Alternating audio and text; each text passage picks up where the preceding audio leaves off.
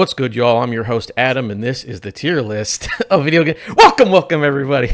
I'm going to get to you in a second. What's good, y'all? I'm your host, Adam, and this is the tier list video game podcast. It's a seasonal video game podcast where guest brings a game for the titular tier list, talk about it, rank it, but you, the audience, get a say in where it will be placed by the end of the season. This is season 2, episode number 3. We're halfway there, living on a prayer. Today, I'm joined by just a lovely human being and one of my favorite people from Utah. Robert, aka Mr. Hawks. What's up? Yeah. One of your... How many people do you know in Utah besides me and Mike? I heard about this Brigham Young guy. Seems pretty cool. Oh, no. Brigham Young's a piece of shit. That's a whole other podcast. Oh, buddy. He's awful. Awesome. Oh, but yes, man. Robert, Mr. Hawks, tell everyone who you are, your plugs and all that stuff, and then tell us what game you decided to bring today. Yeah, thank you so much for having before me, that, Adam. Why did you laugh when we started this? Why did I laugh? Because like the second that you were like, okay, I'm good, I thought for some reason that I still had an extra second. So you said welcome right as I opened my Red Bull. And I was like, okay, that's on brand for Storymoders. That's funny. That's funny. At least. Yeah. Just constantly opening up cans off camera. Anyway, my name is Robert, aka Mr. Hawks. As Adam said, I am one half of the Storymoders podcast. That is Storymoders, MODERS, like story mode, the video game difficulty, because we're terrible at games. I've listened to a few episodes of this, and I'm still not 100% sure on the swearing, if that's cool or not. I don't care. Okay, we're dog shit at video games, and we decided to name our podcast after playing games on story mode, because it's a podcast just about the stuff that we like about video games. We get critical every once in a while, but for the most part, I mean, video games are just cool. And that's what we like to celebrate. And we have cool people on every week. Adam has been on a couple times, and he will be on again in the future. I mean, if he wants to. This upcoming... Actually, yeah, no, he will be on this week. I forgot what week we're doing this. We've had some developers on. We've had some really, really cool guests in the past. And once again, in the future, we'll have some really cool guests.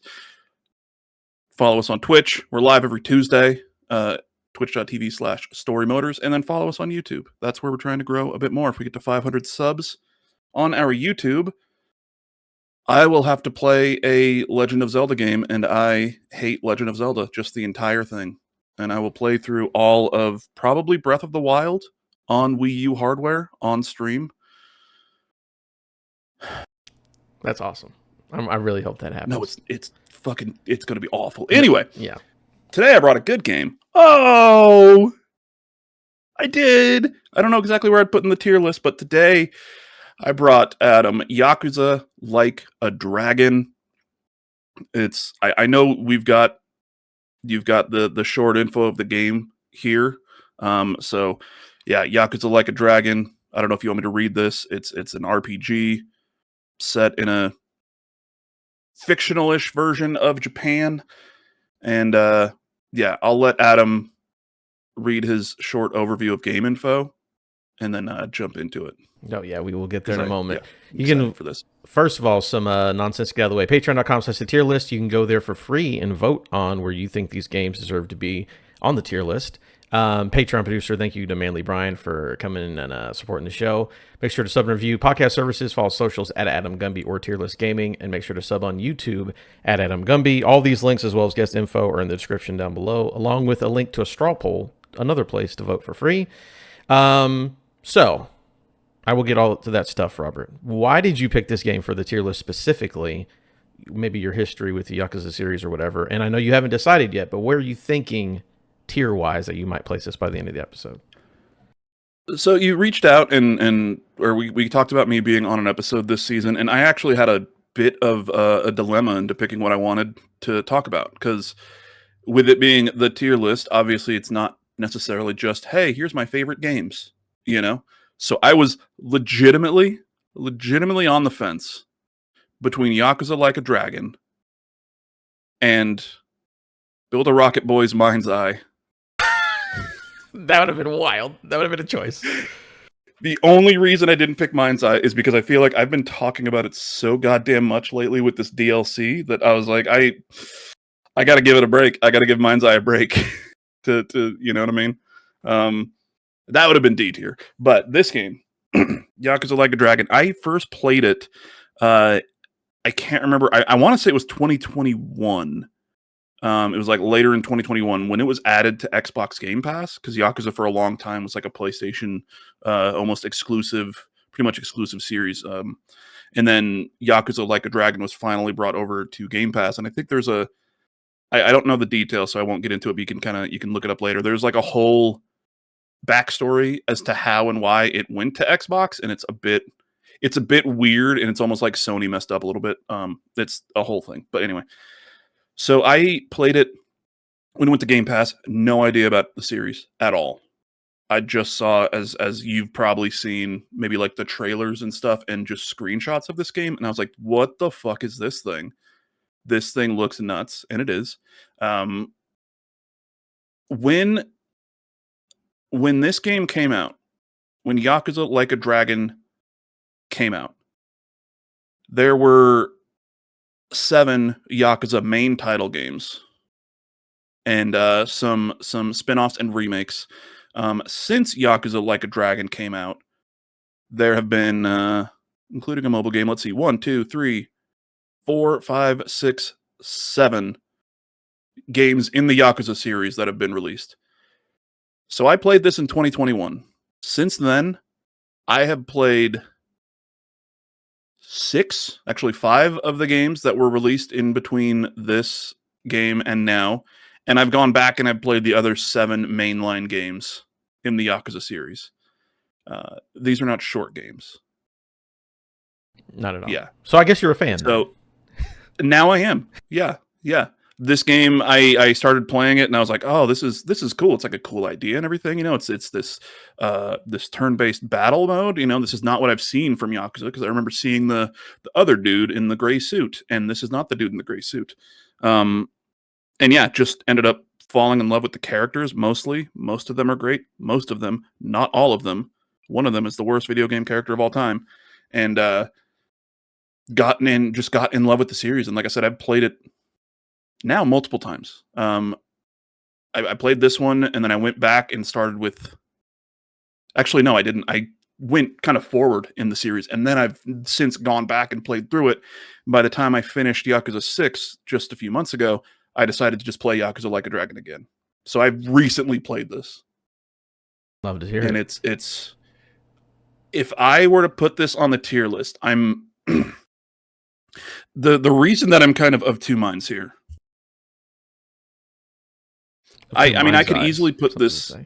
Yeah, it's right here.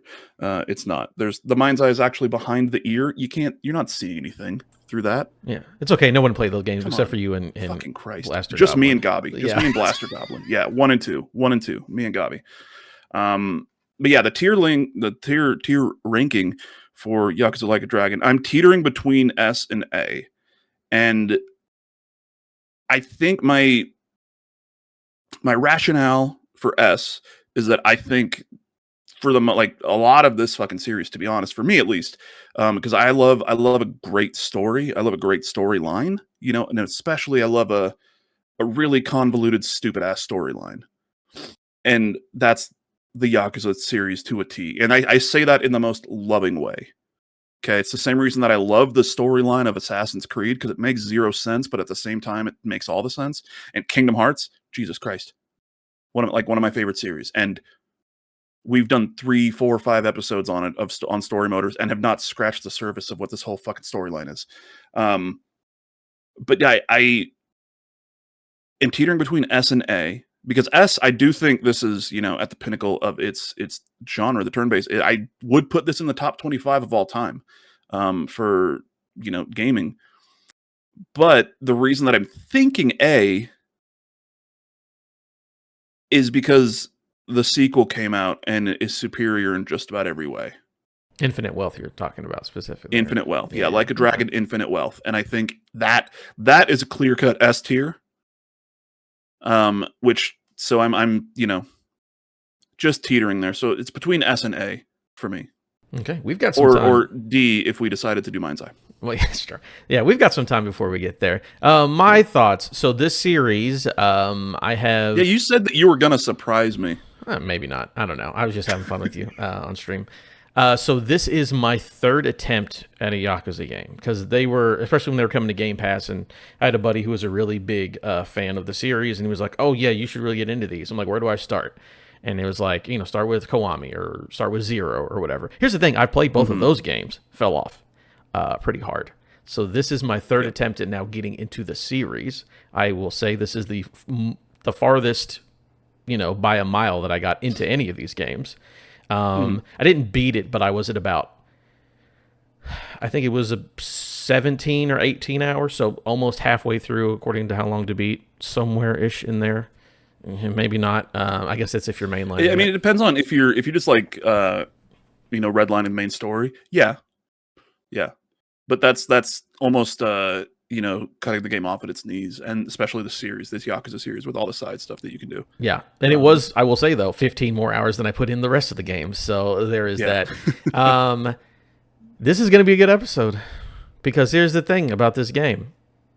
Robert, did you bring me a game that I knew I was not going to like and ended up loving, or a game I knew I wasn't going to like and felt exactly the same way leaving the game? This will be an interesting conversation. That's all I got to say, buddy. So I have no idea. I'm not going to tell you where we're going to place it because we're not there yet. Short information about the game, shalk from the Wikipedia. Yakuza Like a Dragon is a 2020 role-playing game developed by, I'm just going to say RGG Studio, published by Sega. That's kind of what people say. In the West. The 8th mainline installment in the Yakuza series and first to be developed as a turn-based RPG, saw the return of English audio for the first time since the original game. Like a Dragon introduces a new protagonist, Ichiban Kasuga. After being imprisoned for 18 years, only to be then betrayed by his former boss, Kasuga goes on a personal quest to become a, quote, hero, because that man loves Dragon Quest, and uncover the reason for his betrayal alongside his companions. Now we're going to go to the main part of the show and just talk about whatever, so we're talking about the game. Here, I'll start off first because we're going to have fun because you don't know where I am. I came into this game again. I know you're on the East Coast. I know that. Yeah. I know that much at least. Close to it. Yeah. East time zone. East time zone. Good enough.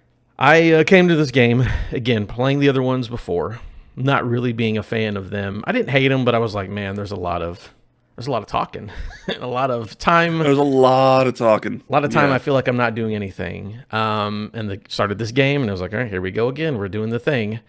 And again, I got 18 hours through it by the time we recorded it.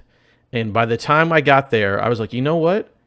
This game, with all of my misgivings and, my initial thoughts and kind of how I feel about this genre in general, I'm like, this game is kind of amazing. An amazing waste of time. Oh, you son of a bitch. I don't hate. There are things about this game I can appreciate. I will say I am tired of trying with Yakuza. I will not continue to try with the Yakuza. No, that's fair. It is a waste of my time. So again, when it was like 18 hours total, I swear to God, it felt like 45. I'm not exaggerating. I felt like I played this game for so long. I went online and was like, hey guys, when does this game get good? And people were like, chapter 5, 6. What are we doing here? I have to play the game for 15 hours before it gets good. I know a lot of JRPGs do that. And let me tell you, Adam doesn't play a lot of JRPGs for that exact reason. Waste of time, don't like it. Here's one thing I will say, though, as I'm being really hard on this game, and that was going to be the bit all along. I fucking love Ichiban. This guy is great. Okay. I love a himbo. Himbos are always fun, but he is the most himbo-ish himbo of all time. And I really rock with Ichiban. This dude's like, I'm straight up a criminal, like Yakuza, and then he's just like, but I also got to help out all the little guys. And I'm like, you know what? Yeah. I fuck with this Ichiban is possibly the worst Yakuza that you ever come across in this series. Because he's just like, oh yeah, I'm just here to help people, but I want to be in the Yakuza because of series, that have transpired before the game actually starts.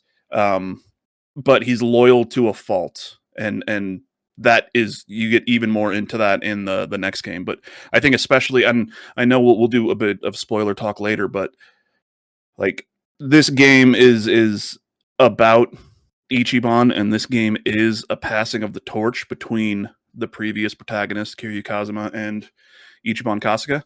And I think that RGG Studio did such a great job in creating a character that feels so polar opposite to Kazuma Kiryu, yet fits so perfectly into this world. Yeah, Ichiban's great. Yeah. The rest of the game bad. A lot of talking, a lot of wasting my time. Some of the mini games are okay. Some of them are really, really boring and bad. But I will let you talk we about might it have to argue about some of those because it depends on which one. Yeah, as the super fan, I want you to lead this, but everyone know. Here's also the thing. I've decided, or not decided. I've discovered this about myself, and maybe you'll know because you're a smart guy. Maybe you don't. I don't know if it is. I wonder if it's a localization problem for me because I don't like a lot of JRPGs because I feel like they waste my time, and I don't like Kojima stuff at all because I'm like, here's the thing. Well, another side bit. This game, as people are like, oh, it's crazy and over the top. What I like about this is it's not too over the top. There'll be a lot of like normal stuff, and then every 45 minutes of a cutscene, then there'll be a really funny thing that happens. I'm like, I can appreciate this isn't trying to be the biggest thing of all time. It's annoying that I have to wait 45 minutes between a laugh or a chuckle, but at least it's here compared to some stuff where it's just like, man, you really think you're smart. Man, you're really trying to talk down to me. But again, I also know if it's a localization problem. Because I don't know, but all of these games, JRPGs, they feel like they're so fucking long-winded. And it really, really, really bores and bothers me. But it's always JRPG. So I don't know if that's just a genre thing. I don't know if it's a localization thing. But I've just discovered this about myself. So this game already had a hill to climb because I don't like Japanese games most of the time. Just because I feel like they talk and talk and talk and talk. But again, this game has funny moments. I'll give it to it. There's funny shit in here. And I love Ichiban. But I'll let you talk now because everything else I have to say is going to be very negative. Fair. I'm moving around because I'm looking for my I thought it was right here, my French dip design sticker. Oh. That says slut for JRPGs that I was going to hold up. Shout out to Cameron. Shout out to Cameron. It's somewhere here under all my shit on my desk. But this game has a lot of fucking shit ton metric of talking and dialogue and expository dialogue and all this stuff. And if you're not down with that, I just got 2 words for it now. Then you're not going to enjoy this. You know what I mean? And you're not going to enjoy any of the other Yakuza games. There were plenty of times when I was playing not just this game, but anything in the entire series where I'm sitting there with my controller in front of the TV and there's a cutscene and I'm playing on Xbox or whatever, and my Xbox has a setting to darken the screen after like 10 minutes of inactivity, and I'm in the middle of a cutscene and the screen goes dark, and I'm like, oh, yeah, just have to move the stick or whatever. But like I said, for me, I love that. I love a long game. I love a long storyline and a lot of dialogue. As long as I can, skip the dialogue. Because I'll have subtitles on. I'll read it. And I'm like, cool. Next line. Same. Next line. I like when I can do that. When it wasn't like the pre-rent, like you have to watch this thing, and it was like you can skip. Yes. Oh, your boy, because I read that shit so fast. I'm like, boop boop boop boop boop. Let's go. Yeah. But I think for me, like for the most part in this game, and maybe for a lot of the Yakuza games, not every time. Don't get me wrong, but I think for the most time, those scenes that you can't skip, they typically are like these are the really important bits for the story. You know what I mean? Like these are the pre-rendered videos that are really setting the stage for the storyline. So we're gonna make these look even better. You'll see the game kind of go into cutscene mode where it's just a pre-rendered video and everything looks beautiful, and then you can see the moment when it switches over to kind of the actual graphics, but it's still doing the video. But no, yeah, this game, if you're not a fan of JRPGs, you're obviously not going to fucking like this.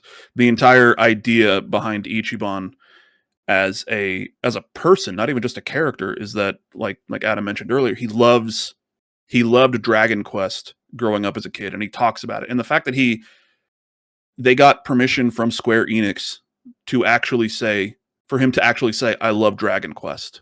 You know what I mean? Like it is that thing. So in his mind, and this is super early on in the story, so it's not necessarily, I wouldn't say a spoiler thing. It's just kind of about his character.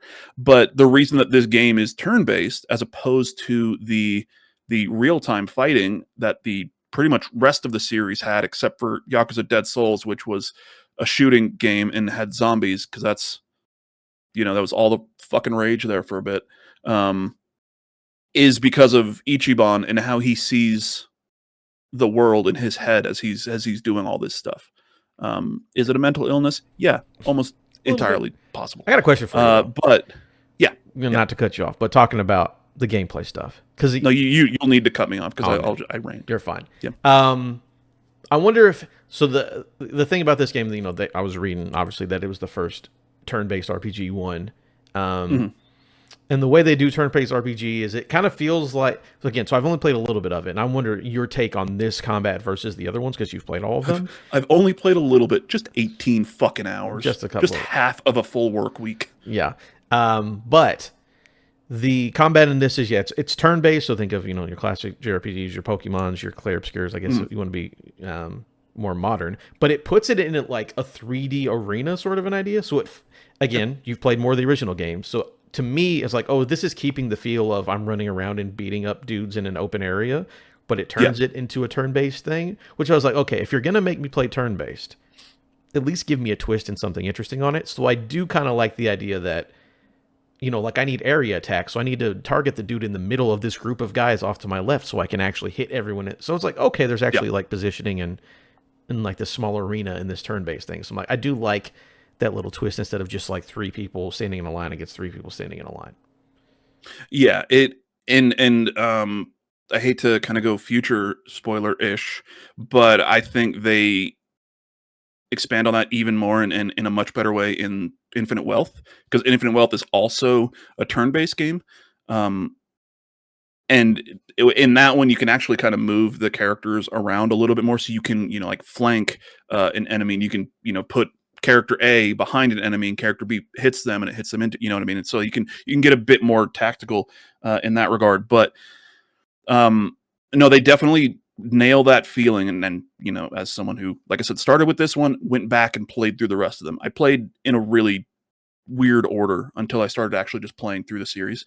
But as someone who, has played through them now, it definitely nails the feeling of more kind of even, actually, no, just most of the series, because for a lot of the series as you're playing through it, from 0 all the way through to 6, it gets a little bit better over time.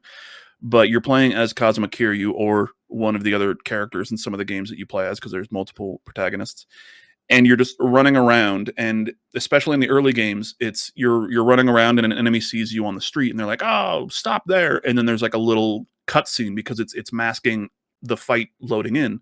But then once the fight starts, you can, you're just kind of hitting the button to punch and, dodging and stuff. And you've got different fighting styles, all that stuff.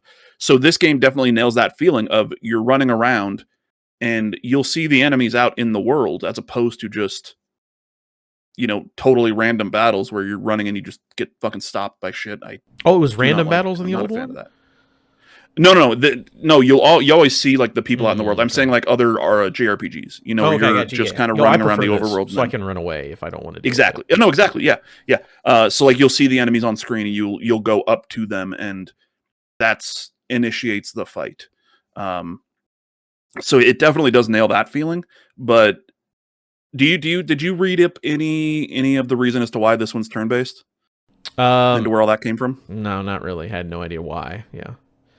So, and I don't know exactly how much of this is 1000% true as opposed to why this whole game is turn-based, but essentially, like years ago before this one came out, RGG Studio did an April Fool's joke where they were announcing the next Yakuza game, and it was this turn-based fighting style. It's like the new era of RGG, blah, blah, blah, like a dragon, and then showed this turn-based battling as, oh, this is a funny joke. People are going to be like, oh, that's funny.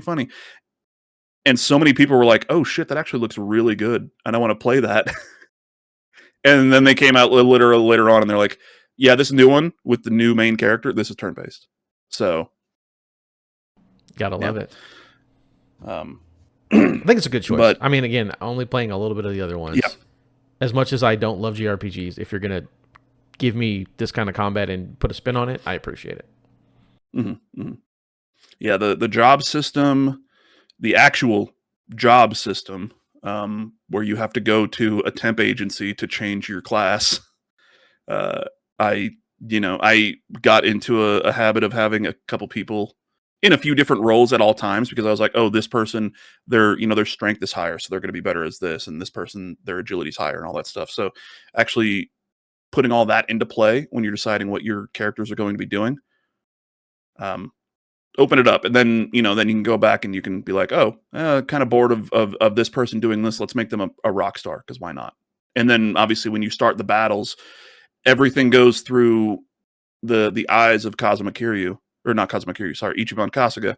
So now the characters will have these new outfits on depending on what their job is, and then the enemies will also kind of, they can change from just some random dude into, oh, now it's this big brute with a giant fucking scythe because he's a pirate or some shit. You know what I mean? So seeing all the battles through his eyes, it makes this game feel like a fever dream in the best way. Yeah, not too goofy. It's like it's just goofy enough here in this moment where we can have fun with it. But yeah, and it does. Oh, you only played 18 hours. This game will get goofy as fuck, my friend. Does it? See, now I wonder if it goes too far. That's the question, because you can go too far with it. Almost definitely does. I would have put it in a new tier that I had to make up then if we did that. For the most part, all like the really quirky, goofy stuff, for the most part, is in side missions and those side stories and those mini games and stuff. Those diaper men. That was pretty early on. Yeah. So, but the like I think there's a side story. They're called sub stories. There's a sub story where you end up fighting a giant Roomba, because a scientist is like, oh, I'm gonna make a Roomba that's gonna clean up the city at all times, and then it goes fucking haywire and he gets eaten by, like, there's goofy shit. The Gondawara family, I don't think you ran into them. I don't think so. In 18 hours, the Gondawara family is another Yakuza family that has been in the series for a long time. And the family patriarch is, let's just say you fight over diapers. More diapers. And baby formula. Gotcha. Yeah. So that's there. But like I said, pretty much all that stuff is in the sub-stories. The main story itself it's like a tonal whiplash at times, where all this goofy stuff is happening in the sub-stories, and you go back to the main story, and it's this really intense, almost soap opera type storyline. And it's very over the top emotional, but not goofy emotional, just like it's trying to be, a bit sincere, and can come across as weird sometimes, but that tonal whiplash, a lot of the time, I think they balance it well. And yeah, I dig it. You don't dig it because you hate whimsy. You hate fun. I like whimsy when whimsy makes sense. So again, that's why I didn't hate the whimsy. So like whimsy that I hate, we're just going off on it. Like Kojima pretends to be so serious. It's this, political it's like, look at, I took a college course on, how the world works, and then also like the robot moves like a cow, and it's like, okay, so are you trying to be Tom Clancy, or are you trying to make stupid anime? Because you're trying to do both, and to me that does not work. So this one is more like I like Tom Clancy anime. Yeah, but like not fun. You know what I'm saying? Yeah. Very long-winded, but yeah, no, the side stuff is crazy. I didn't fully see all of it, but yeah, I did the crawfish thing, and we were having fun. Oh, Nancy-chan, okay. Yeah, I like the crawfish. Thought it was a lobster this whole time. Yeah. Not a lobster at all. Nope, it's a crawfish. That's Nancy-chan, and she is in Infinite Wealth. Shout out to Nancy. That's one of Ichiban's best friends. Look, I like it. Yeah. I'm trying to think of what else is there to talk about. Is there a specific part about this game that we haven't talked that you like, that like really drew you in, from going from 0 to playing 3,000 hours of these games? What's something that stands out? So like I said, the way that I played this series it was definitely out of order. I played this game. Adam is looking off screen at someone. He is in the middle of a conversation. He's talking to somebody off camera. No, you can go for it. He does not want me to be talking about this. I kept pointing at you. You're good. I know. I was trying to for the listeners. But yeah, no. This I just fucking completely forgot where I was going. Because I was so watching you talk into. I said a thing that the microphone. that drew you into the series, I guess. Oh, From yes. 0 to 800. So the thing that drew me into the series, the way that I played this series was like I said, started with this one because they added it to Game Pass. And then I, like you, I think, was like, well, not necessarily like you, but I was then like, oh, now they've added some of the other Yakuza games here on Game Pass. I'm going to try out. I think I jumped into 0 because I was like, that's a good starting point. And now playing through all of them, I would recommend honestly either Yakuza 0 as a starting point or this game as a starting point. Because like I said, this storyline does fold into the overall, Yakuza storyline, with the Tojo clan and the Omi alliance and even stuff that happens in this game, and you get those characters that come back from throughout the series in this one, but now you're meeting them for the first time through the eyes of Ichiban. But this storyline is its own thing. You don't need to have that backstory to understand what's going on. You're just like, oh, we're kind of just we're in this world and we're doing all this stuff that will end up over here. But I played this one and then decided, oh, let me play through the series because I like this whole vibe. And then I tried Yakuza 0 and I wasn't Ichiban. I knew I wasn't going to be Ichiban. I knew I was going to be Kiryu, but just was like, oh, it's like this. It's this not turn-based thing. No, thanks. I think I'm good. And it was just so disconnected from what I was doing. But then, yeah, for whatever reason, I decided to play through the next. Was it the one that came out? Is that what came out after? Okay, no. So I played Yakuza Like a Dragon. Have not really touched the Judgment series. That's a spinoff. I did try to play Like a Dragon Ishin Spider-Man after trying Yakuza 0. No, that's a different one. That's Gaiden. No, that's Ishin. That's the one in the past. Yeah, that's right. Yeah, Ishin is the one that's like in the feudal Japan era, and I was like, oh, this is definitely not what I want to play right now. And none of these references make sense. None of the character models that are from the other series, I don't know any. I have no touchstones to this at all.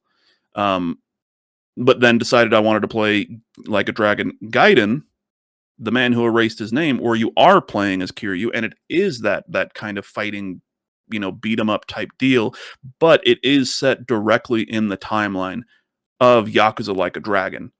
And it's for those who aren't aware, it is essentially it's Cosmic Kiryu's story of how he got himself into the events of Yakuza Like a Dragon. Spoilerish, So you like that? And then, so I'm taking like you like this storyline, this section of the lore the most. I would say that, but now playing through the rest of the series, now I'm like, okay, I get why Cosmic Kiryu has been such a strong main character for this series for so long. The writing of his character specifically is so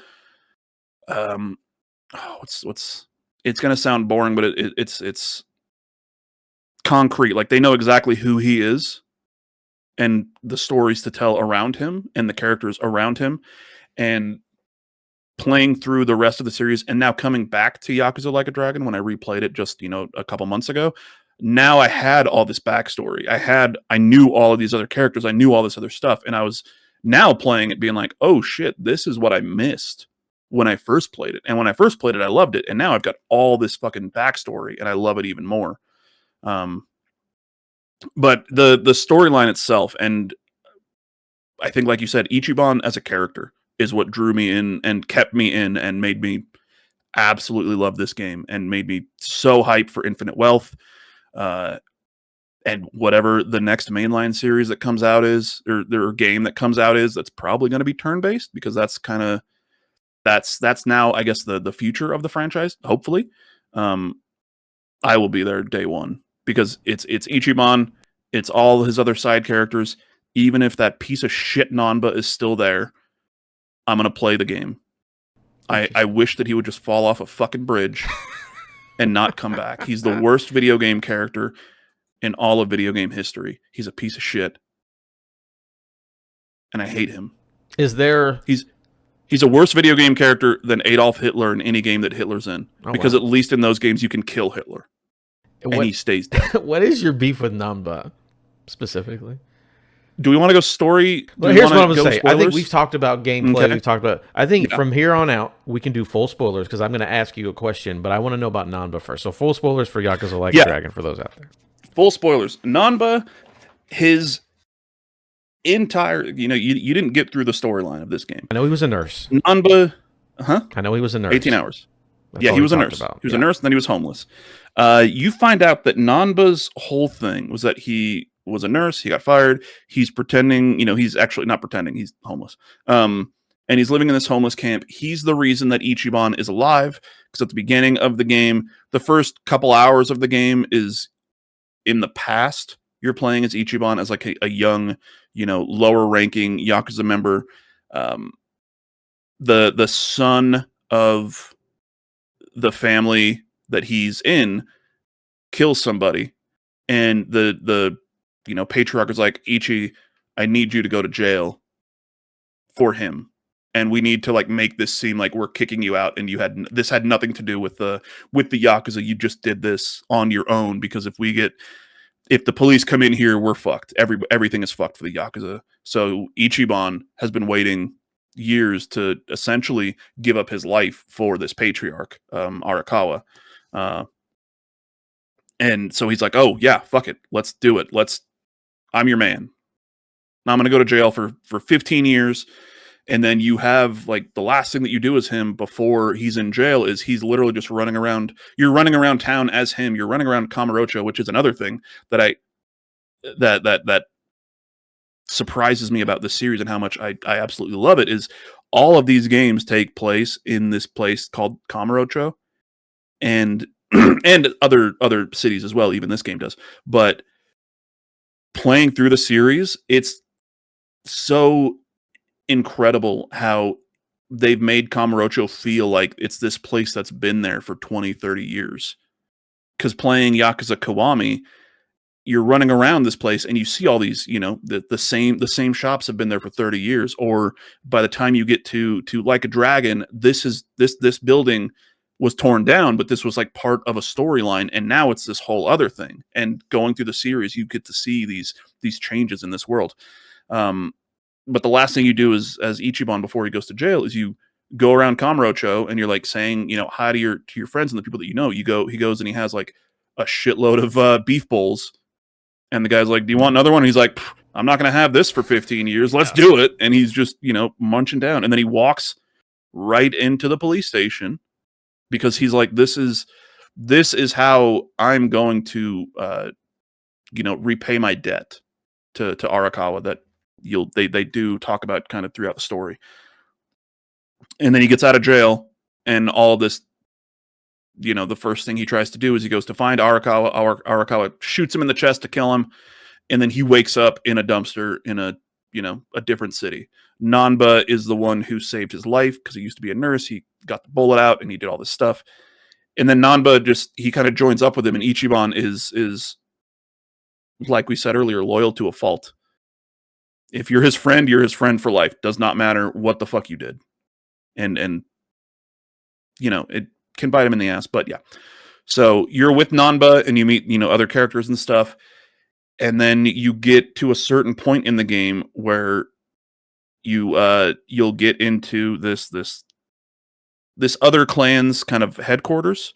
And when you're in there, Nanba's acting kind of weird. And he's like, well, what is this? What is this? Who is this? And then he comes out and he says, you, the leader of this family, is like, you kidnapped my brother 6 months ago or 9 months ago or whatever.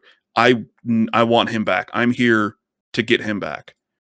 And the leader is like, oh, well, yeah, we did have him. I don't know where he's at.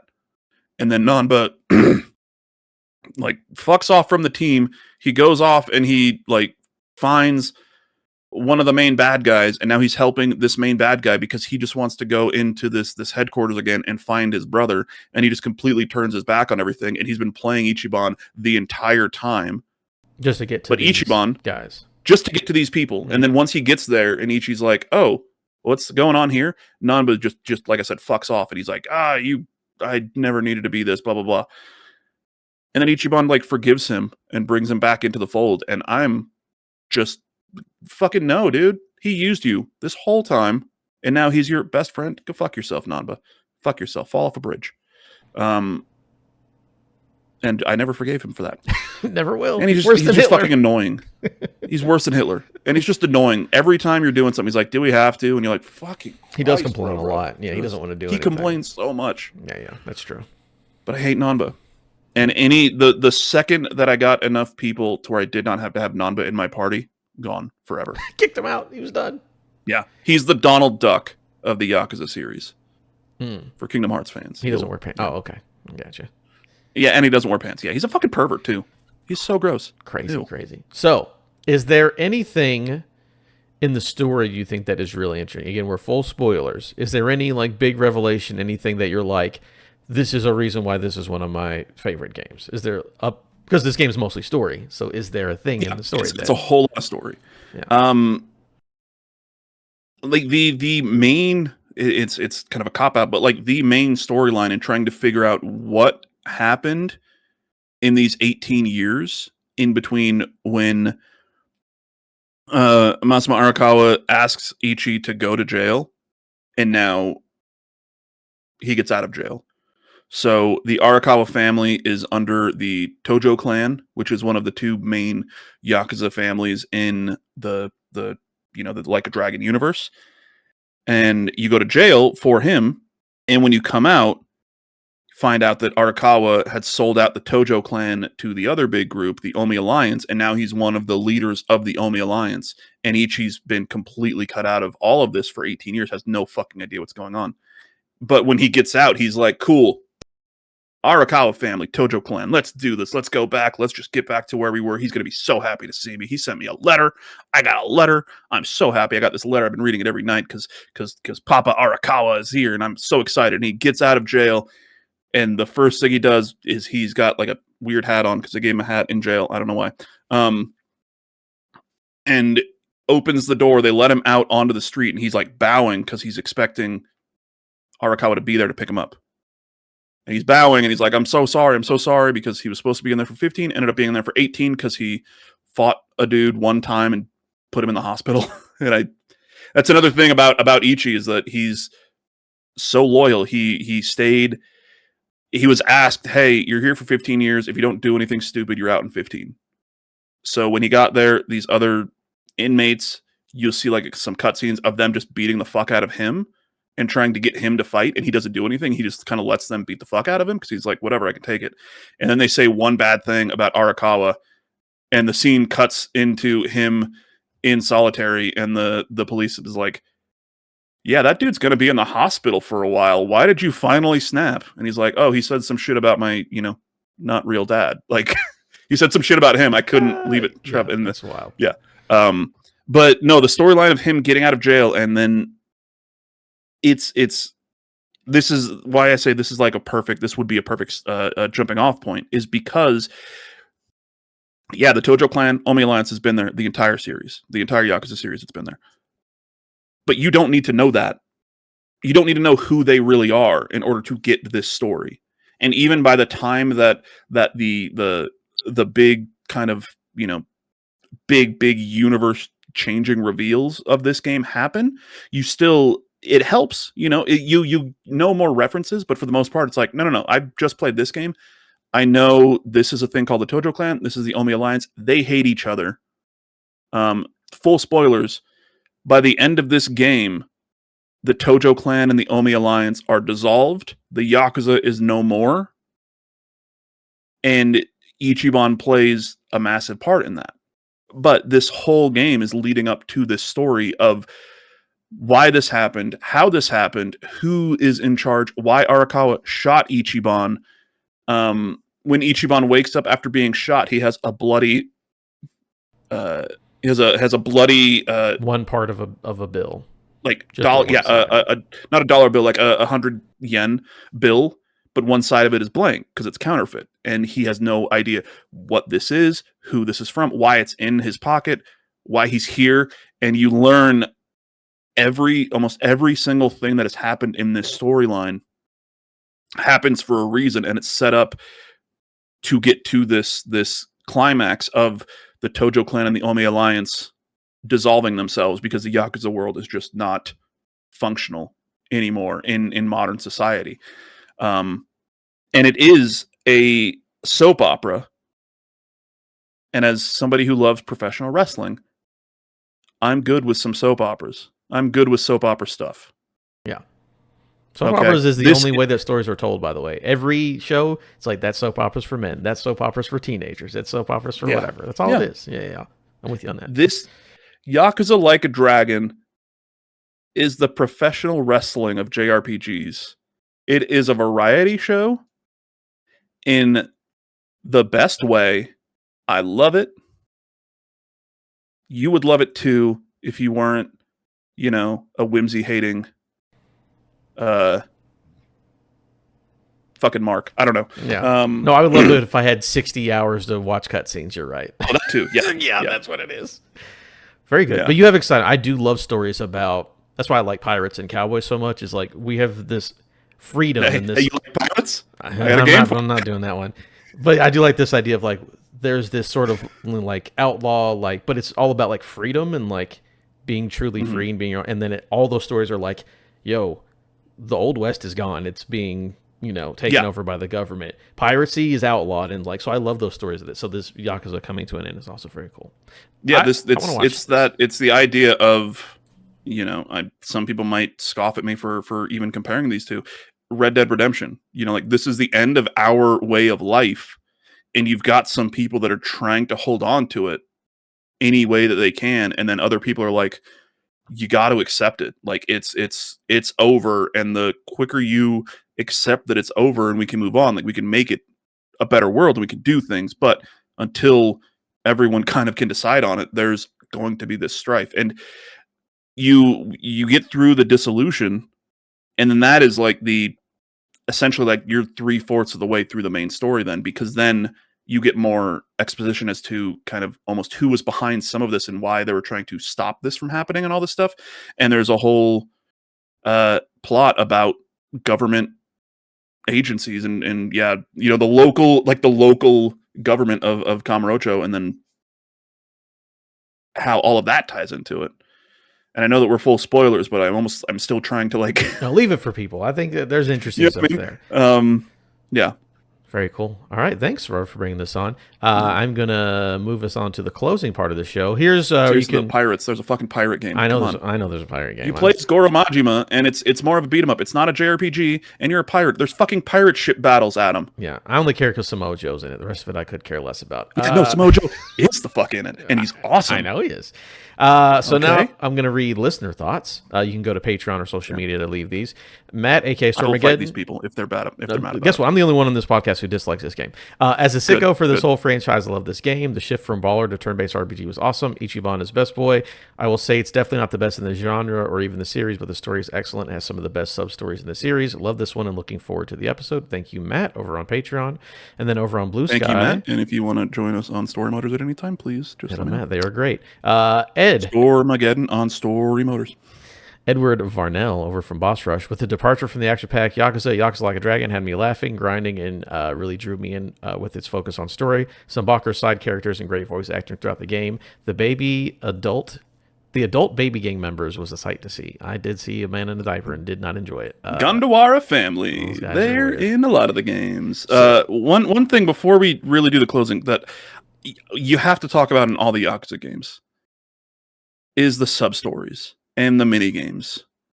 And this was my first experience, obviously, with the whole series and with the sub-stories and the mini games specifically. This series, like RGG Studio, it's almost like when they're developing these games and they're like, hey, we're going to make the main story. If anybody has any just weird fucking ideas that they want to just play with or whatever, throw them out there. Because we need 125 fucking sub-stories that can range from fully serious to fighting a giant Roomba. And at one point in this game, Ichiban just also becomes like the president and CEO of a company, and he ends up making it the #1 company in all of Japan, which is just another mini game that you can do, and you can make a shitload of money, and it's the easiest way to make money in this game. I'm trying to remember if this one. I think this one has kart racing. Yeah, I believe so. Yeah. Yeah. And even that ties back into the rest of the entire fucking Yakuza series. That kart racing does. Because the guy who owns the kart racing place has been in the series since Yakuza 1 and Yakuza 0. And you've literally grown up with this dude for 30 fucking years. And it's, crazy. But the side stories, the sub stories, and the side missions and everything in the Yakuza series are legendary. And this game, I was like trying to find everything that I could fucking do. And then you find the Gondawara family, and you fight them for some baby formula. That's a good time. Yeah, good stuff. All right. Weird so game, we're going to go to our, by the way, heads up, my ride for the Reds game is outside, so I'm going to maybe move a little faster here. Don't worry about it. Oh, sorry. No, you're fine. You're fine. They came like 10 minutes early. All right, so now we're going to go to our... Come in. Let's talk about Yakuza. They are not interested. My buddy Ross is 45 and living his life. So we're going to go now to our titular tier list where we get to rank where these games go on the list. Robert, what do you think? What did you decide on between S and A? I think I'm going to have to go with A. Okay. And a lot of that, and if you don't like that for this reason, that's fine. But like a lot of that is just because I think Infinite Wealth does this and then merges the two main storylines together in such an amazing way. And the gameplay itself, I like the battle system a bit more in Infinite Wealth. Is like also, plus it has a whole fucking Animal Crossing minigame that takes 25 hours that I loved. Dondoko Island, shout out. It also has like human Pokemon, which is kind of weird, but that's for a different episode. But yeah, no, I would definitely say A tier. Okay. What was? Let's read that again. Excellence in gaming, widely regarded as fantastic games. Most people would enjoy playing. Most people, not whimsy-less pieces of shit. Who would that be referring to? But no. All right, we have you in the A tier, and making a bit of history. Our first D tier game ever. Adam is putting Jesus Christ this into the D tier. D doesn't mean bad. D does not mean bad. D is sicko games. This tier can be recommended to those who are into weird outlier games.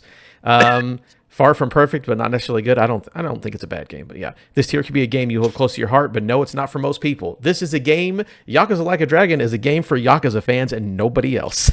Don't even bother. Completely disagree. Completely disagree. I truly think this is a game if you like JRPGs. If you liked Expedition 33, fucking play Yakuza. You know who likes JRPGs? Sickos. That's why it's going in the D tier. But by the way, I like how your D tier is sicko games, yet the first thing that Matt, aka Stormageddon, says, I'm a sicko for this series and I absolutely love it. Like, I'm just saying, point proven. But that's not the end of it. Audience, you guys can go to patreon.com/the tier list, or you can go in the straw poll in the description, make your vote, and it'll probably raise the game up. I don't think everyone else is going to get D tier, so it'll get raised up by the end of the season, but make sure to check out those places to vote.